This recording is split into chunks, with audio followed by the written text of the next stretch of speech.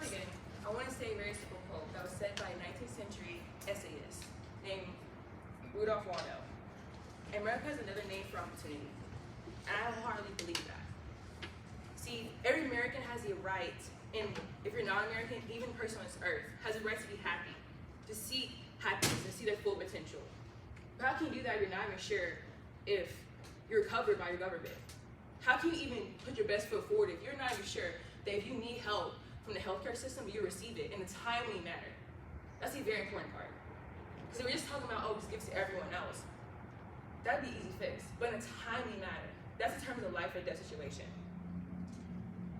In many places in the US, sadly, affordable healthcare is still just a privilege, and it shouldn't be. This is not any other countries in America. We fought hard to have the certain liberties we had. We have a very short history, but made great impacts. So why are we still struggling to make the decision of getting out free healthcare? I believe that it's time for the U.S. to offer free healthcare to all its citizens, and that everyone should have the opportunity, the same opportunity that Rudolph Waldo said in 19th century, to seek the proper healthcare that they deserve. My thesis today is to persuade my audience and tell them that the U.S. should offer free healthcare to its citizens. And today I will discuss the problems with that, the benefits and solutions. This goes far beyond just taxes. If you guys think about, oh, this is more taxes for me coming out of my paycheck, you guys are wrong. This is an investment in your future and those before you and after. Yes, you might see pay cuts coming out of your paycheck, but I promise you, those couple of dollars could save someone's life down the road. Not they could, they will. I know for a fact. We need to rely on our government and use our voice the way we are able to and push forward. So here's the problem. Since the 2000s, healthcare has been doubling rapidly at the same rate. Many of us were born after 2000s, which means we wasn't able to compare how much it cost from the 1990s to 2000s, but I promise you they're right to explain numbers. And because they're doubling so fast, people are not able to keep up. They were used to a certain number, and now they wake up the next day and it's double that, and it's continuing to double without any sign of stopping.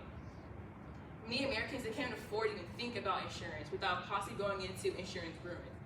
Meaning that if you do want to care for your family, which is a completely understandable thought, you might have to risk possibly an extra meal, or maybe that upgrade you need for your house. If your roof is leaking, you have to decide whether or not you give little Susie the healthcare she needs, or do you fix the roof?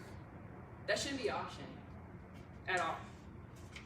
Another problem is that if unchecked, this would not only hurt Americans, but put them in a deeper hole than they're already in. Many people, they let things pile up. They don't want to risk possibly, oh, it's not a big deal. It's okay, it's a small pain on my arm, it's fine. But what they don't know is that it could be possibly a tumor. And they could have found out a lot sooner if they go to the hospital.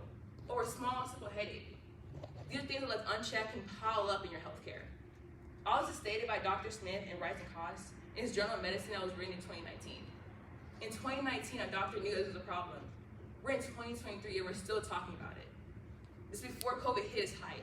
I can only imagine how many Americans was affected, how many Americans was too scared to go to the hospital, not only because of the healthcare frenzy, but also because the fact that they knew that they might not have enough funds to take care of their family member.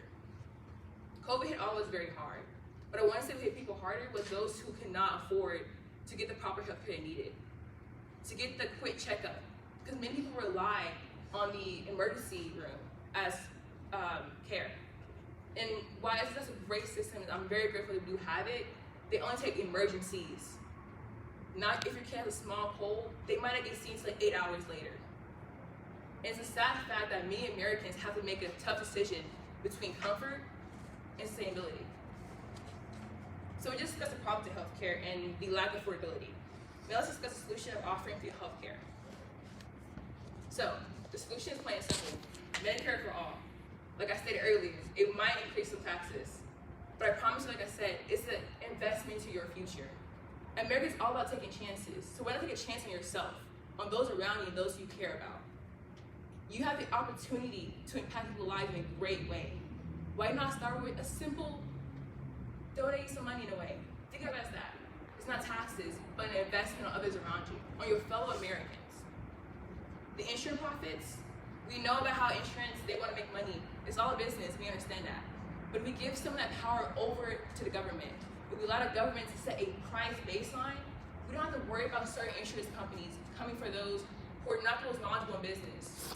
Oftentimes, those who are the victims of